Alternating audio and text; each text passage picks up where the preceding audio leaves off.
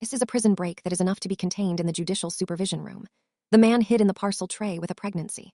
Through the regular freight process of the prison, he was sent out of the highly guarded high wall by the prison. For this operation, he arranged several months in advance to win the labor opportunity of the prison parcel processing workshop. When he was arrested him in the whole process, he the on-the-spot responsibility deceived the direct police with a wanted warrant. Under the joint investigation of the law enforcement departments of the United States and Canada, the man named McNair has been living a split double-sided life since adulthood. During the day, he is an active-duty soldier in military uniform. At night, he frequently sneaks into shops and warehouses to carry out. The two-sided person who steals only to quickly obtain unjust wealth was completely broken until February 1987.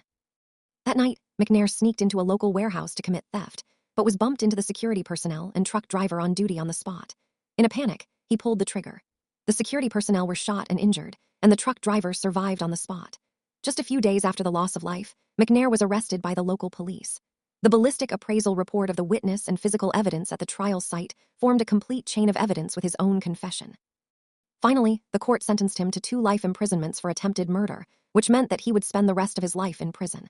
In the 20 years after the sentence of the case, McNair completed 2 escapes that shocked the regulatory authorities. The first escape occurred in 1988. He had just been arrested at that time. He was detained in the local police station with handcuffs and waiting to be transferred to prison. He successfully broke free from the metal handcuffs with a lip balm hidden in his pocket in advance as a lubricant. After being bound, he jumped from the window on the 3rd floor of the police station. Even if he broke his bone when he landed, he still endured the severe pain and got up and ran wildly. But this escape lasted less than 6 hours. He was seriously injured. He was arrested by the police again on the same day. This short escape ended in failure and made him completely realize that he could not do it by speed and brute force alone. Only meticulous planning to achieve long-term freedom is the core of successful escape from prison. In 1992, McNair and 2 other co-supervisors found the ventilation ducts in the cell area. It took them several weeks to quietly polish the concrete around the loose pipe grill in the middle of the night, and finally climbed along the narrow pipe to the prison roof and successfully broke through the high wall blockade of the prison. After this escape, he spent a full 10 months of free time outside. During that time, he changed his appearance by accumulating a beard and wearing glasses, and never stayed in the same place for a long time. Even so, he was cautious. In the end, because he was recognized from the wanted poster, he was arrested by the police again and escaped successfully twice in a row. The regulatory authorities were completely aware of McNair's danger.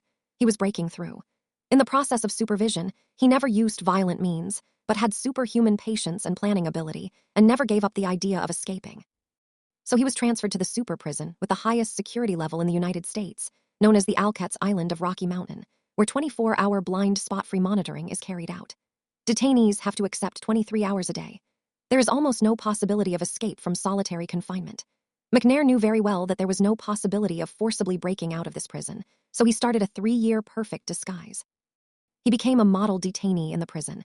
He never caused trouble and strictly abided by all regulatory regulations. On the surface, he had completely accepted it. His fate of serving a sentence in this way relied on this impeccable transformation performance. He successfully applied for the transfer qualification.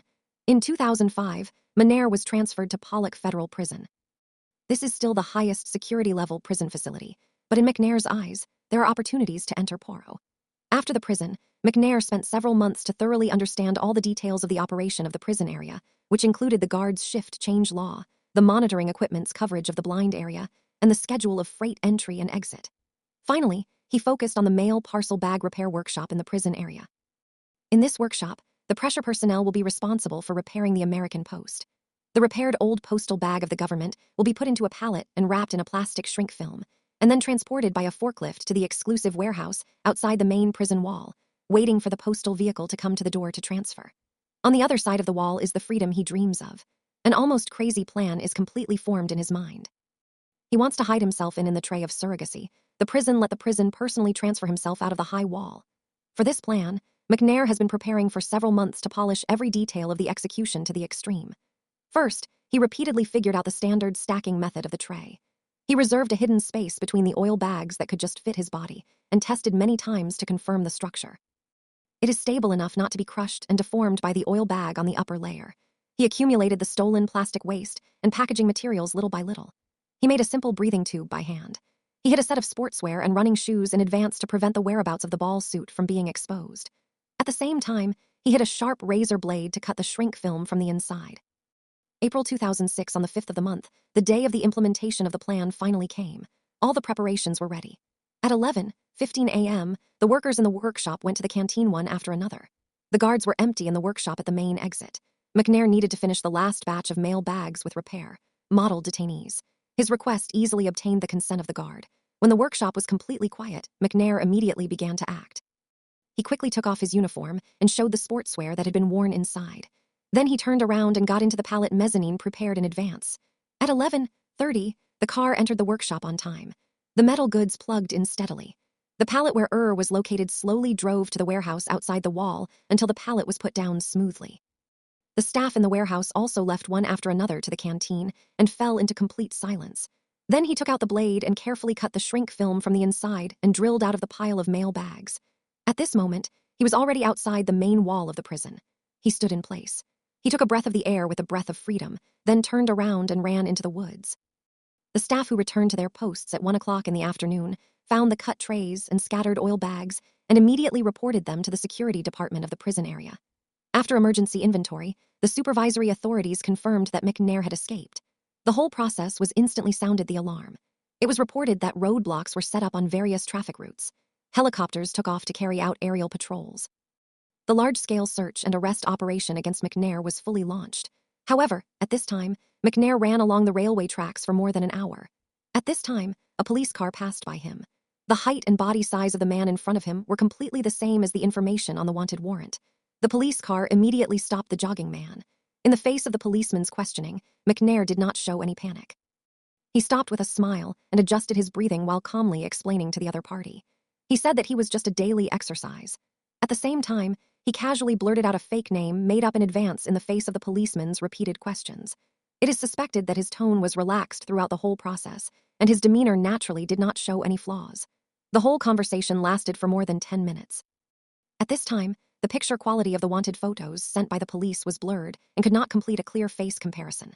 Looking at the easygoing and polite man in front of him, the police completely dispelled the doubts in his heart, reminded the other party to pay attention to safety, and then let him go. It was not until 2 hours later that he learned the truth of the matter. It was McNair, the #1 wanted criminal in the United States, who had just let go. This textbook-level on-site response turned into a golden time for McNair to completely get rid of the search and arrest. After this thrilling encounter, McNair knew that his physical information would soon be everywhere. If Bukwame continued to stay in the United States, sooner or later he would be discovered by the police. In just a few weeks, he stole a car and drove all the way north. Finally, at the end of April 2006, he crossed the border line through the remote forest area of the border into Canada. Soon after he arrived in Canada, he was added because of the stolen car parked in the parking lot. The big police locked the track, but even in the face of the 2 policemen, he escaped into the woods again. The police only found all kinds of forged documents in the car. Selfie photos used for different disguises have never been able to catch him. In the next year and a half, he kept changing his appearance by changing his hairstyle, streaming or shaving. He constantly adjusted his appearance characteristics by removing his beard and wearing glasses.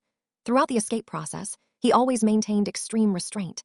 Even if he needed to steal a vehicle and break into the vacant house to find food, he never hurt anyone. This fugitive charged with murder used an almost perfect escape operation and a 1.5-year limit. Escape has made the entire U.S. law enforcement and regulatory system look down, but there is always a day when luck runs out.